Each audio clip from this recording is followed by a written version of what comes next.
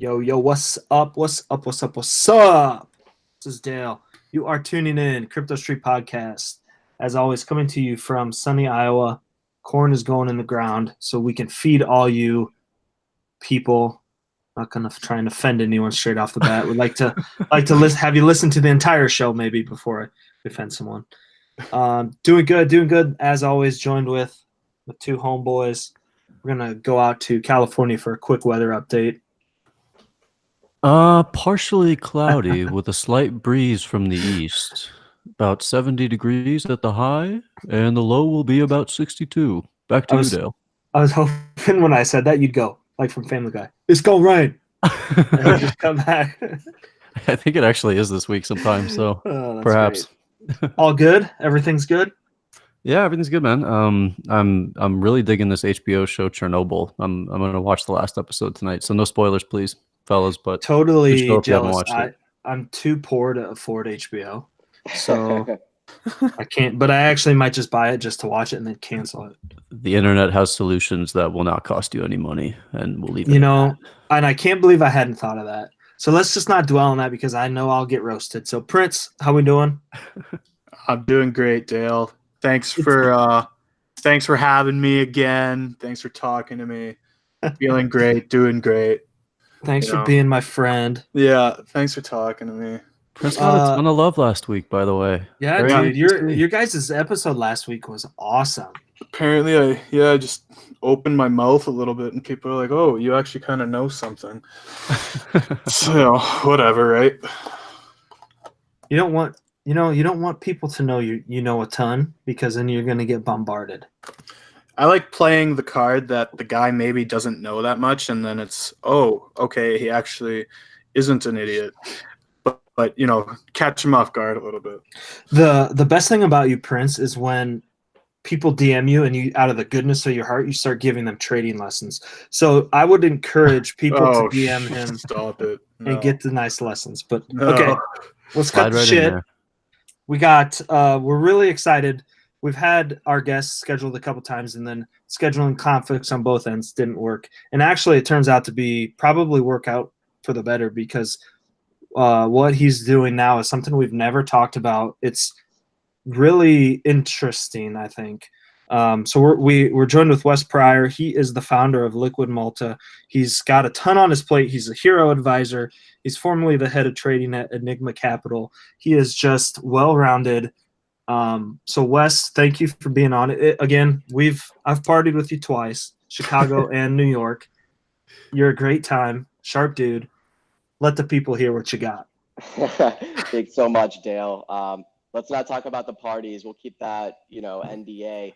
But I'm really excited to be here with you guys, and I agree. Market making is quite a taboo subject in this space. So I'm really excited to talk to you guys today about it, and hopefully help people make understand market making a little bit better and the different types of activities that they've probably experienced firsthand in the market. Yeah, and maybe we'll change some people's opinions, and they won't think, oh, if the market maker wouldn't have done this. But first, before we get there, let's not jump to conclusions. Give everyone a little brief overview of how you got into trading. What sparked your interest as being a career trader, if you would. Cool. So yeah, I think I actually got started trading digital assets when I was about 11. I started playing MMORPGs. If you guys are nerds, which I suspect you might be, you'll probably Yes, I definitely am. Huge probably nerds. recognize RuneScape. Oh yes. That was the game that got me hooked. But anyway, I started playing that game. I got really addicted to it, and I started hacking around with botting.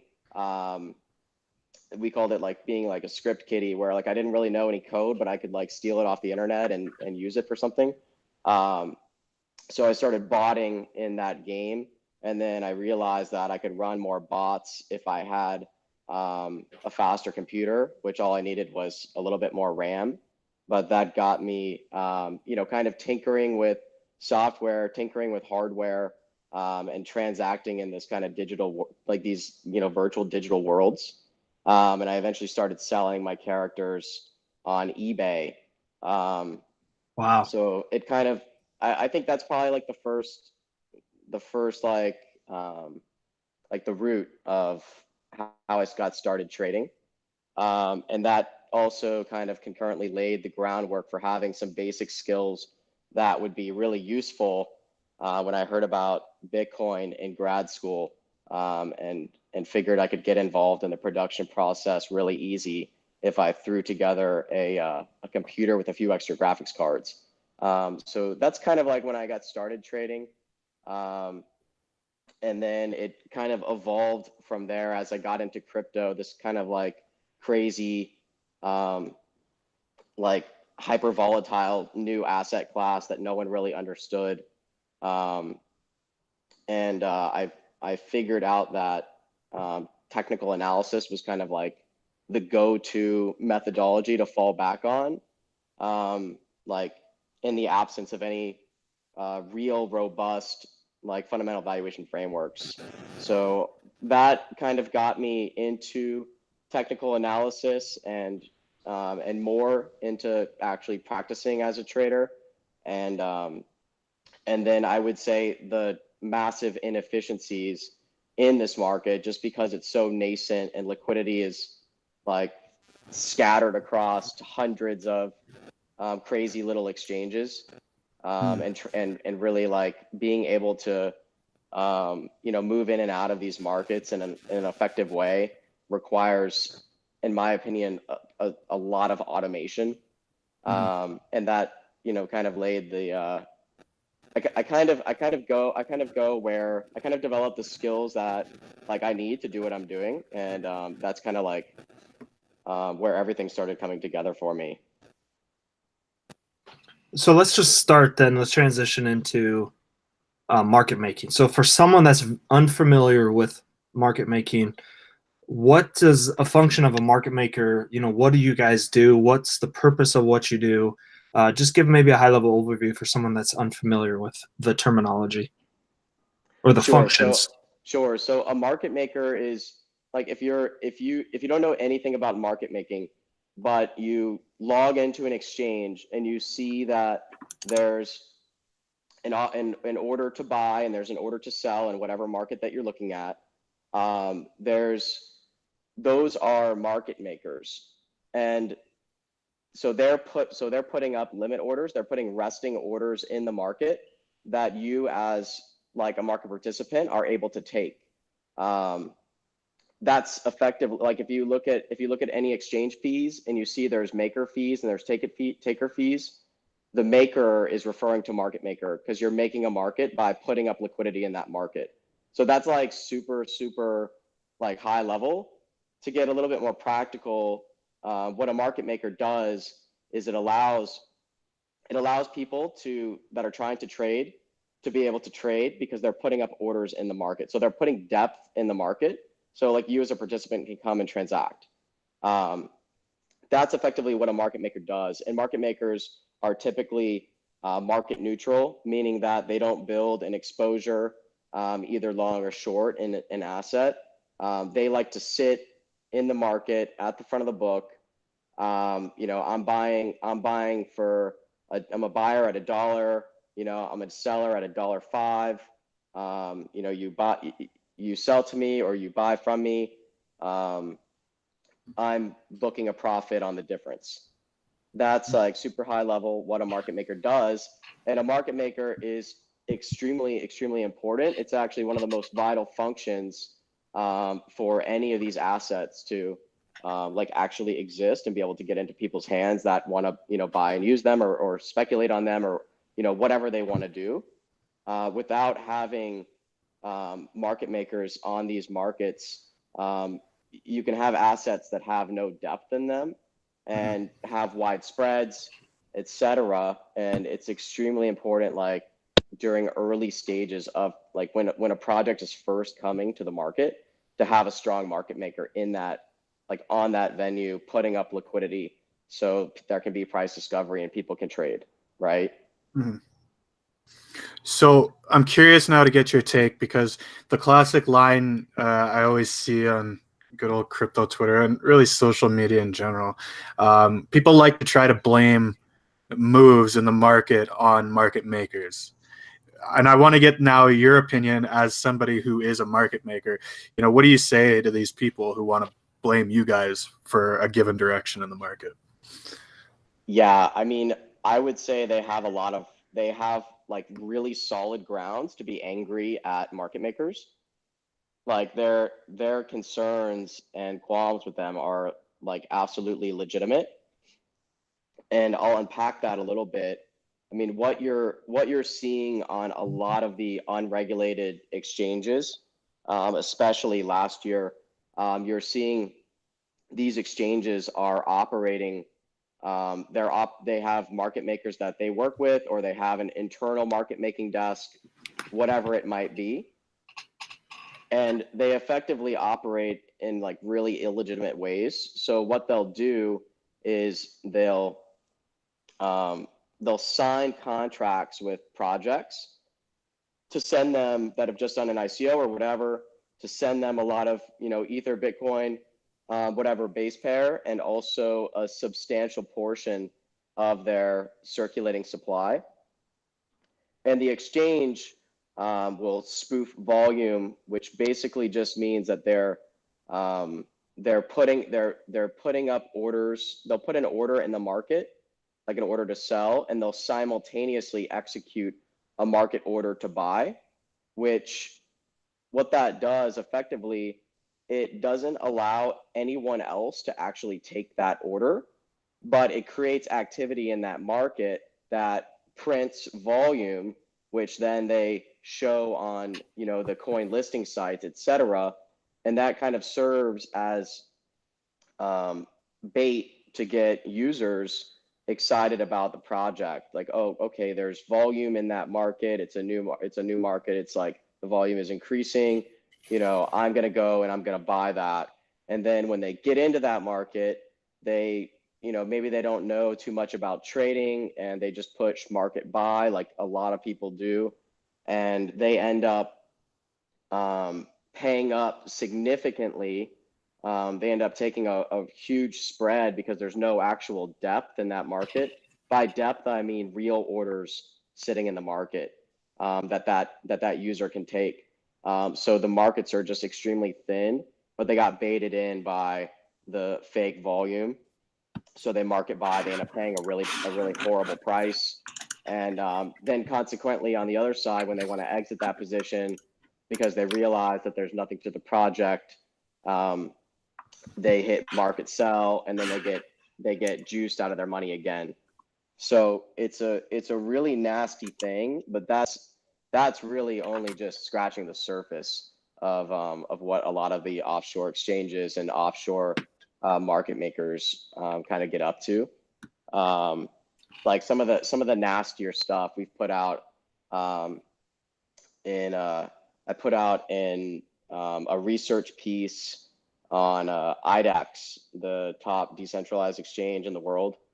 I put out some of the kind of catalysts of what the prop desks and market makers at some of the offshore exchanges were doing.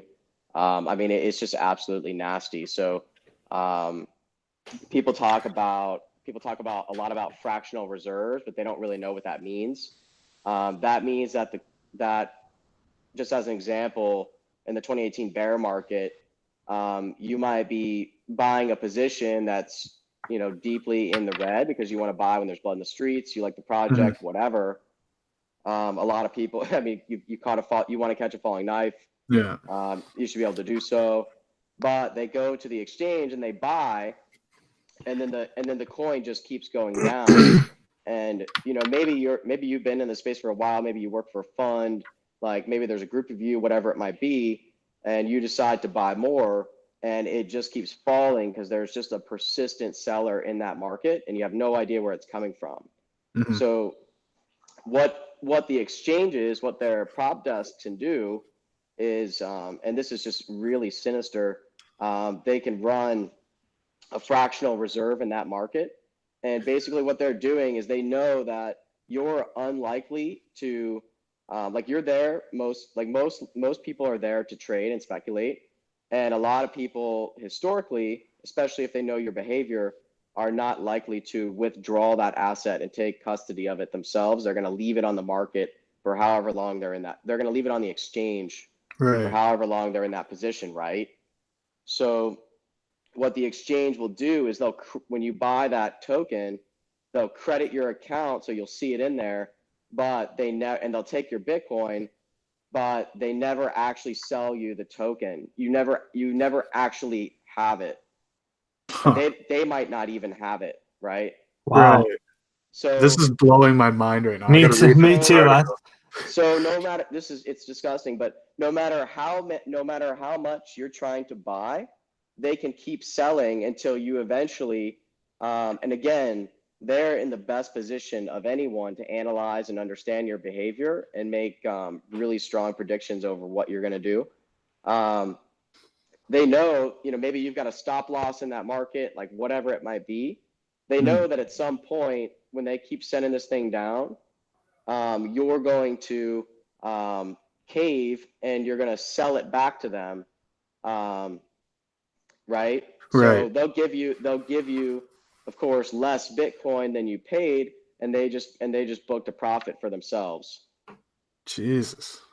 Send us a link to that, Wes, and everyone listen, we'll have put that link. We'll tweet it out and then have it on the description of the show for everyone to read. Mm-hmm. This is like, this is crazy to me. And it all makes sense though at the same time. It's like, you're saying this and I wasn't aware this was going on, but at the same time, like I have zero shock about it. It's totally. It's like, yeah, this pretty much fits with, the crypto Wild West. It's a jungle out here. But yeah, that's nuts. Holy. Yeah. I mean, if you've been moving into some pretty big positions, you may have experienced it firsthand and not even known it, but you've just been like, what, like who is selling? Like you can't figure it out. Right. Yeah. It goes both ways though. So a lot of these exchanges, some of the smaller ones will run like private APIs, and you'll see things like on HitBTC where certain coins can't be withdrawn for certain amounts of time, or then they go down for maintenance. So all this type of stuff, like all this shenanigans, like it's not real. It's all BS. Yeah. And I've seen markets where, so like the exchanges will go long too. Like the market makers at the exchanges will go long, and they'll buy an asset OTC from a team, or whatever, like a big bag holder, whatever, however they're going to get it, or they might just charge the team a big, like a huge listing fee in that token, which most of these teams printed the tokens out of thin air anyway. I mean, all tokens are printed out of thin air. Yeah. Like substantially all, right? Yeah. So the teams have no cost basis in them, and they want to get listed. So they hand over the tokens, and then the exchange is like, all right, we got a bunch of tokens. Like, let's make these worth something. And they'll just start moving money around on the exchange, and like start buying it up, creating like a false sense of interest in it. So they'll start printing like price increases, volume increases in that asset, on all the listing sites that all the retail users are looking at. And now everyone's interested in it. What's going on with this token? Why is the price going up? And then they'll register on the exchange. They'll log in there, and they'll start buying, and the exchange will keep driving the price up. And when someone big, if someone big wants to sell, and they're not done selling their bags, they're not done closing their long position at a much higher price, they'll actually DOS the user. So they'll say, okay, you've got like a KYC requirement you need to fill out. Jesus. Your deposit is pending for whatever reason. I even saw an instance, like this was absolutely crazy. Like this was like this I mean, some of those excuses of like why you can't sell are kind of believable. Yeah. But I saw, like, literally, my friend took a screenshot and he got DOSed by the exchange when he, like, literally when he pushed the sell button. Holy shit. Like Wow. just his account, because he had Yeah. like a large balance. He had like a large position in that particular token. Yeah. That he wanted to liquidate, because I told him that something fishy was going on. Mhm. And in that market, and I thought the exchange had the exchange had a long position. Yeah. Just because of the way the exchange is structured with the private API, etc. Like Right. one token going parabolic, like it had the recipe for. So this is one of those things you know that what I mean? because you have this knowledge of kind of, how these mechanics all work to make a market and all this, you can kind of spot these things where the average Joe is just going to see another market, but you can kind of see, okay, there's something going on kind of under the surface here that, people aren't really aware of. Yeah, I mean, exactly. Like I feel like you only get this kind of knowledge from experience. Mm-hmm. And watching these like really closely. But these are some of the activities that happen that give, like, market making has a really like there's a lot of mixed emotions around it in the space. Mm-hmm. Like on one side you've got companies like ours, which is registered with the Malta Financial Services Authority, which is basically Malta's version of the SEC. We're registered with them as a VFAA Class 3 broker, which is like fully like highly regulated. Mm-hmm. Like we've got to change the narrative, because on one hand, market making is an absolute critical function for any early stage project. Mm-hmm. Like any early stage market, to get off the ground, you need a market maker in that market so that there can be price discovery and so that people can transact. Eventually, like you've got one market maker in that market, but eventually that market maker becomes very unimportant. After it's like you need a seed for a tree to grow, right? Yeah. Like you absolutely need a market maker to enable price discovery in any market that's like first getting started, and then their importance can kind of wane over time. But like knowing this, but also knowing like the narrative is extremely negative around market makers, because they have been known to do such sinister things. Yeah. It's like been really bad for the token holders, but there's things that market makers do to the projects that you really don't hear about. That's like literally, like, if you think you had it bad as an investor, like you had it even worse as a project, like with the market maker.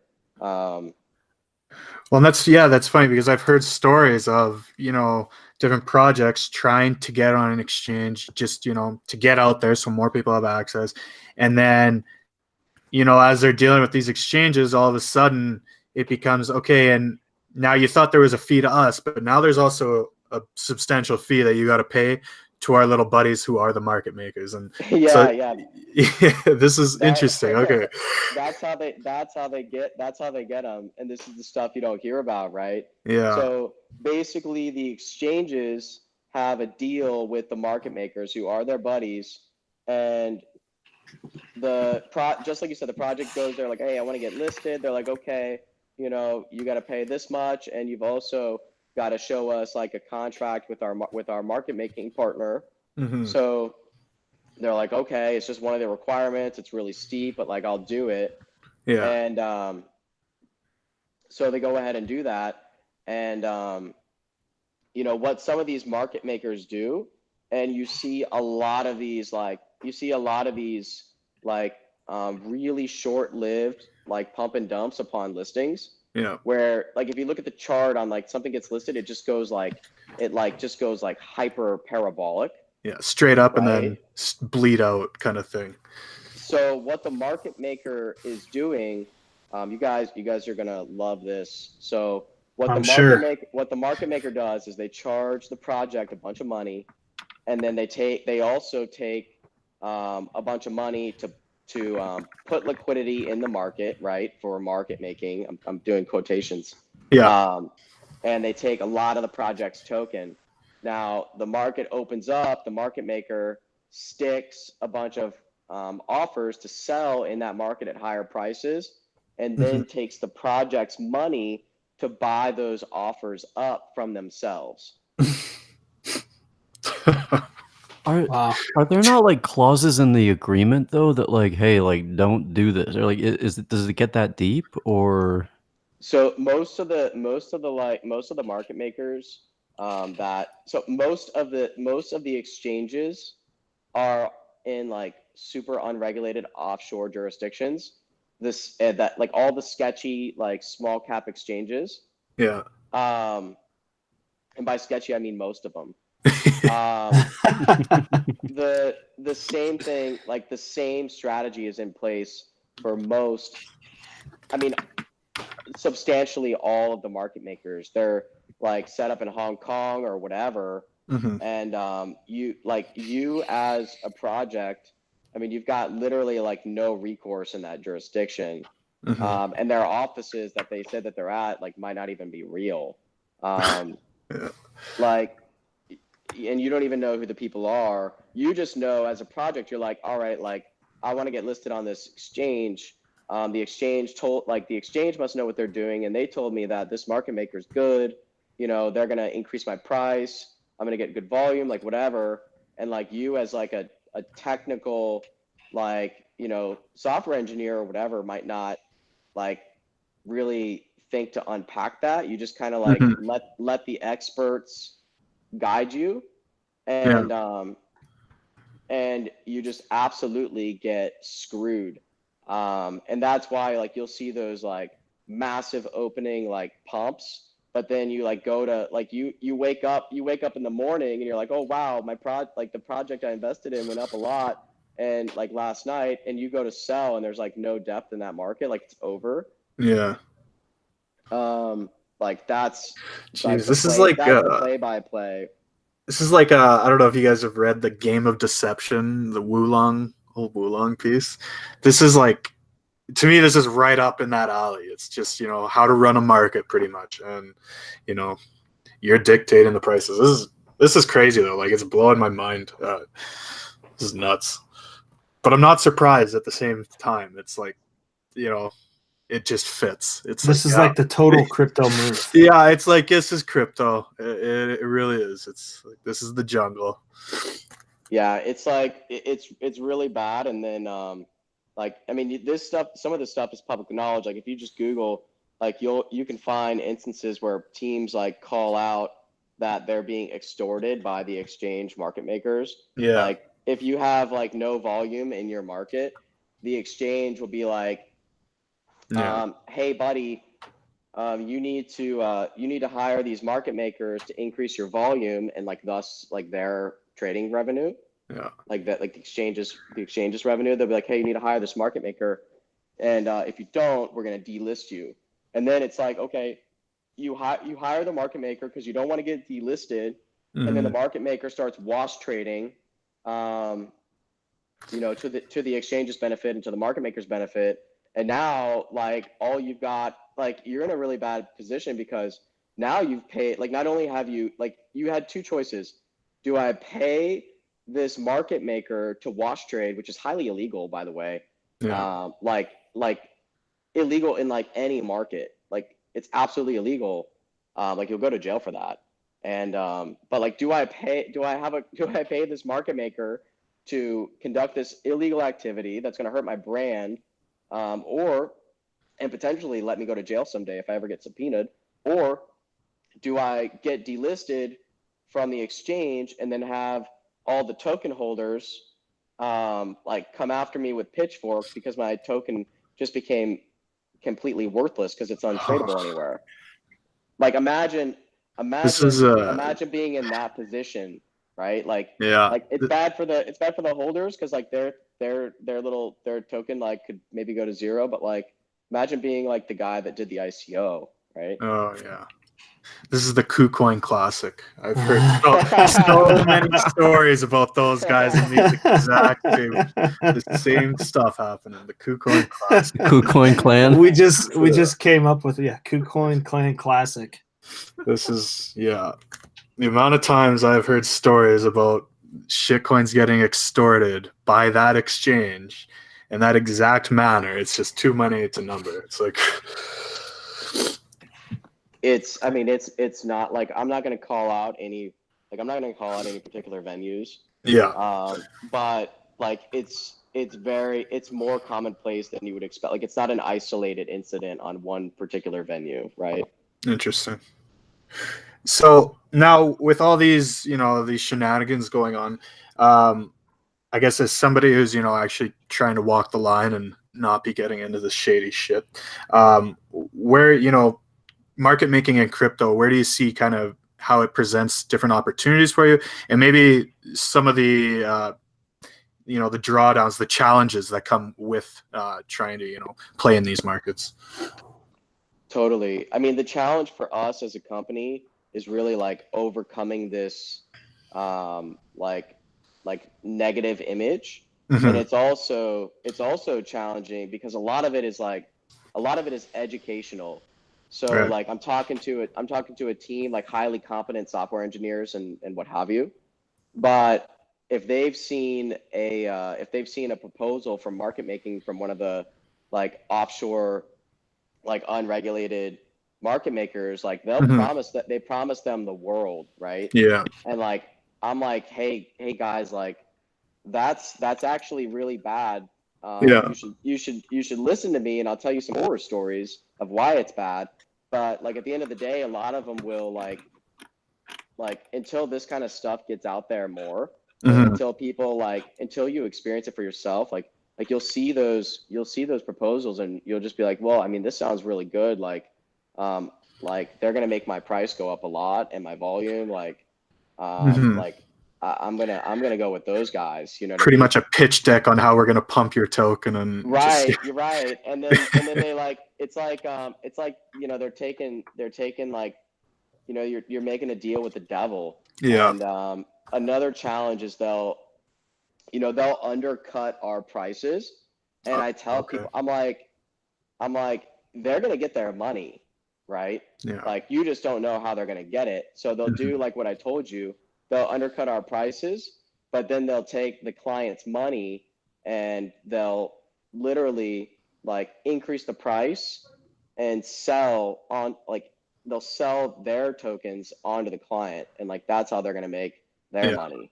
So like you saved on the like initial or monthly whatever, but they're still gonna get their money and they're still gonna crush your project. So it's like really nasty, and it's like that's probably the biggest challenge biggest challenge that we have.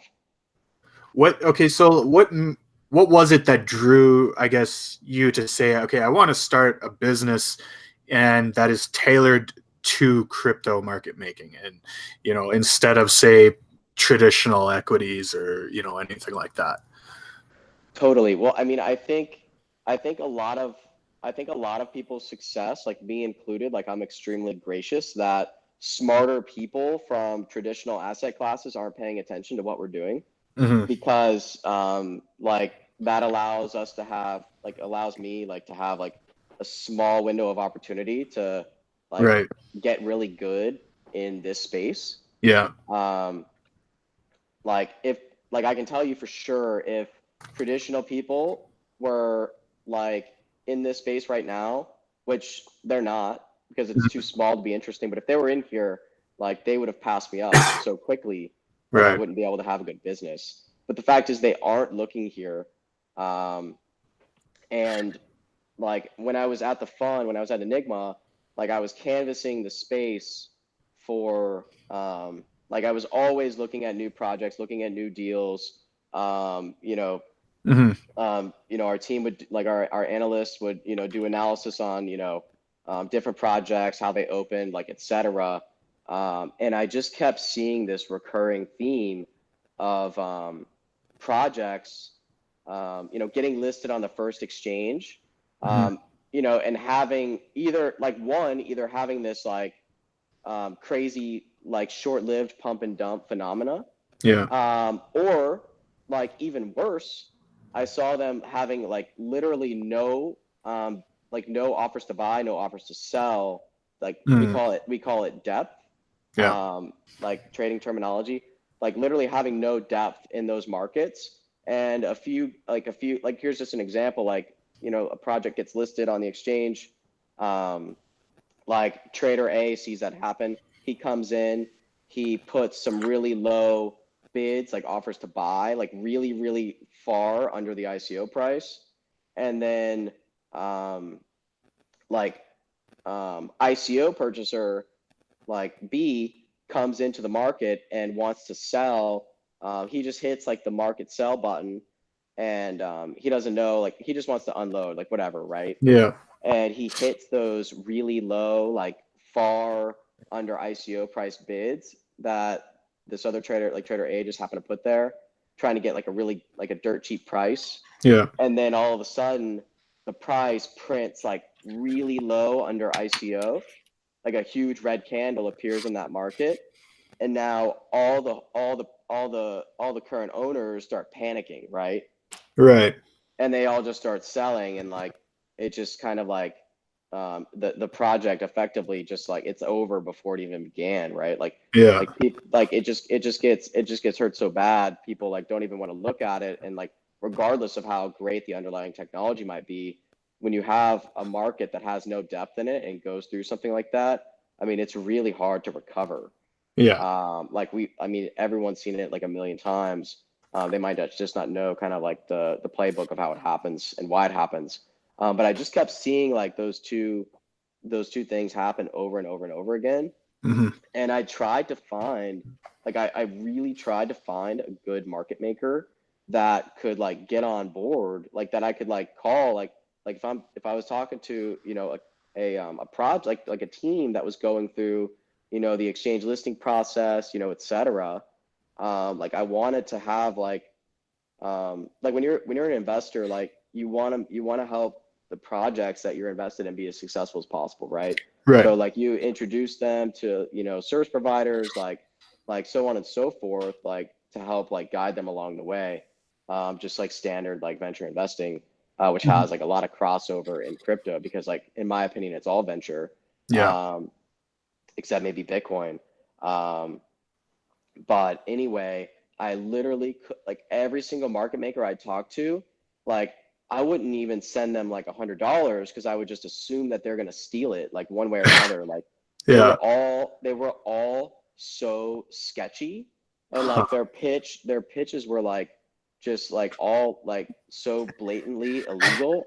I was like, oh my God, like what, like this is like, that's what like open, I was like, this is crazy.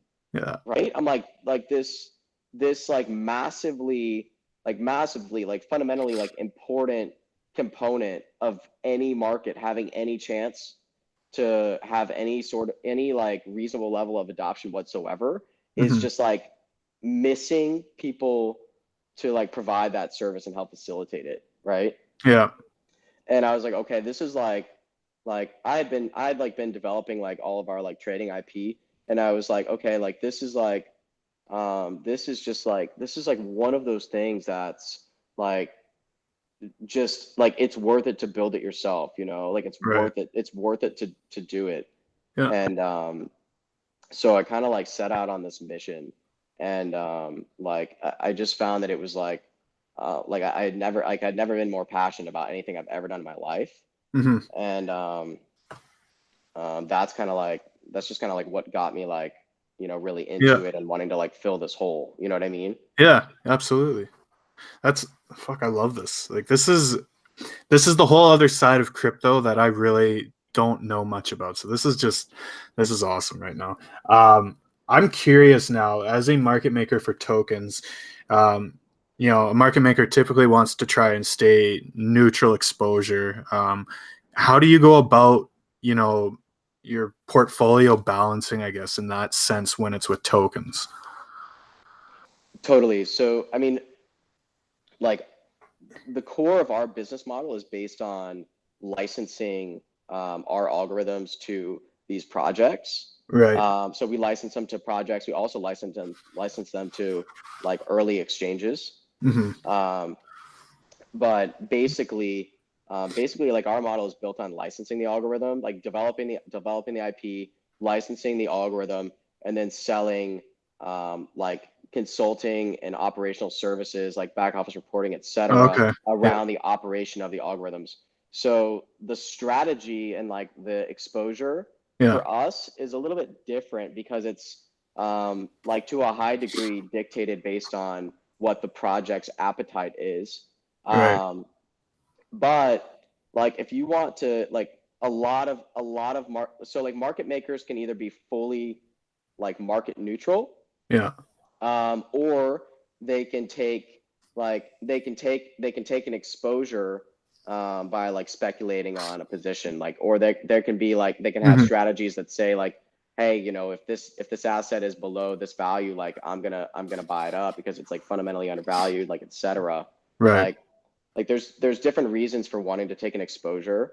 There's good reasons for wanting to be neutral. Like if you're just a pure like market neutral market maker and you're not doing any arb or anything like that, then you want to be really careful about volatility in that market. Like you've got to stay like at the front of the book. Like you got to be like the first bid, the first ask. If you want to collect the spread, which means like if you want to book a profit every time someone trades one way or the other, you got to be like at the front of the book. And then you've also got to make sure that, you know, if the market starts becoming very volatile, like you don't end up holding, like if someone buys from you, but then doesn't sell to you, you've got an exposure, right? Yeah. You got to make sure that you settle that quickly, or that the spread that you're trading in, you widen it if the market becomes volatile. Because now you've got more risk. You've got more risk that you could end up holding an exposure that you can't settle at a profit. Does that make sense? Yeah, absolutely. That answers it. That was really interesting. Okay, so last question here. This is actually, time's been flying here. Last question. So now I see a lot of people even on my feed on Twitter saying, you know, how they're getting into market making, all that fun stuff. You know, from your position, kind of going through all of this, having pretty good experience in this matter, what you know, people who are getting started in the game of market making, what do you see as one of the more common mistakes that they're making? I think one of the most common mistakes is that they, just like anything else, they read about it online and they think it's really easy, but they don't realize like they think, okay, I'm gonna be a market maker. Like I'm gonna put up an offer to buy. I'm gonna put up an offer to sell. Boom, I'm a market maker. But then they don't know if like the market gets volatile, like they're gonna end up holding exposure and close at a loss. You know, they don't know that like they don't know like all the like they don't even know what market making is. Right. Like there's so like, especially in this space, there's so many different things that being a market maker could mean. I think people don't even know like what it is they're trying to do. I think, you know, the biggest mistake that ends up happening is that people end up losing money because they build an exposure and they have to close it at a loss. And you see, that's what I always figured. I was like, you know, market making tokens, that's a tricky game, because to me, and you know, I'm just thinking on the lines of managing exposure. Like I'm like, yeah, that is tricky. You don't necessarily have a derivatives contract you can run to, or you know, it's like, so yeah, I feel like a lot of people wouldn't even think about that stuff. Yeah, it's really complicated. And then you've also got things like you've got other bots out there, and you've got other like sophisticated traders that are watching these markets. And you've got the exchanges, which again, like know absolutely everything about you and are not afraid to use it against you. Like you've got these like kind of hidden adversaries out there that are going to drain your P&L and just run you dry. And a lot of people get into the try to get into market making, like just like trading. They don't know what they're doing. Yeah. You know, they're just spinning the wheel. They found like some, you know, algorithm online, and they're going to deploy it. Like maybe the exchange put out a guide, right? And they're like, oh, Right. I'll use that. And then they don't even know how to like monitor the performance of the strategy before they're like, oh wow, like look how much I traded. Oh wow, oh whoops, I'm out of money, right? So you know, it's those kind of mistakes. But like what I'm seeing and what I'm like really excited about, like if you look at the MakerDAO documentation, they've got like all these cute little names for how you can participate in Maker. And like one of like they call the like kind of ecosystem participants, which are like supply side, like it's kind of like generalized mining, if you've heard that terminology. Yeah. Like people that do things that support the network functions. One of those functions that they've written like some basic coding around is being a market making keeper. So they call them keepers, and this one is like, this classification is like the market making keeper. So they provision some like basic market making strategy that people can use to provide liquidity in Maker. So like that, like, yeah, I mean, I'll tell you that's a good way to lose your money too. But the good thing that I'm seeing is like I think Maker is like super innovative. And they're the fact that they recognized how critical it is to have that be like a core like ecosystem participant type role to play and put code around it is like a big win in my mind for just like validating that like how important like this is to like these nascent assets. Good stuff, man. Yeah, this is for sure going to be one of those episodes where I have to re-listen to it like 3 times to get everything. I'm like, I kind of been sitting back most of it and just kind of like trying to process, but it's a lot of information. But this has been absolutely fascinating. I think Prince, you would agree. Oh, this has been huge. Like, and thank you, Wes, for coming on and doing this, because yeah, this is an area that a lot of people are very much in the dark about, and especially in crypto. And now, you know, Wes, this insight, this was awesome. Like, you know, it kind of gives people a bit of a backdoor look at what's kind of going on behind the scenes of some places. And yeah, like, thank you guys so much for having me. You know, course, I'm excited to kind of finally talk about it in length and get some of this stuff out in the air without kind of like ostracizing anyone in particular. Yeah. Thank you guys for not drilling me for that information. No, yeah, no. But you know, I think people deserve to know both sides, the good, the bad, and the ugly. And you guys have kind of heard it all. Yeah, for sure. This is great. Before we let you go, Wes, where can people find you? Where should they go to check out more information about your company? Any last words you want to leave with the audience? You can reach me at wesley@liquidmalta.com. You can also go to our website, liquidmalta.com, and fill out the contact form if you want to get in touch with someone.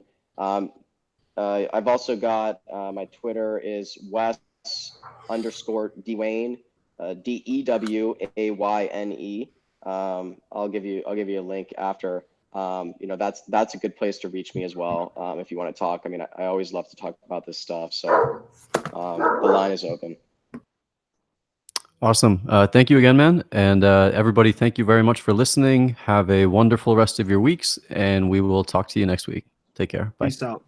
Thanks so much, guys. Bye.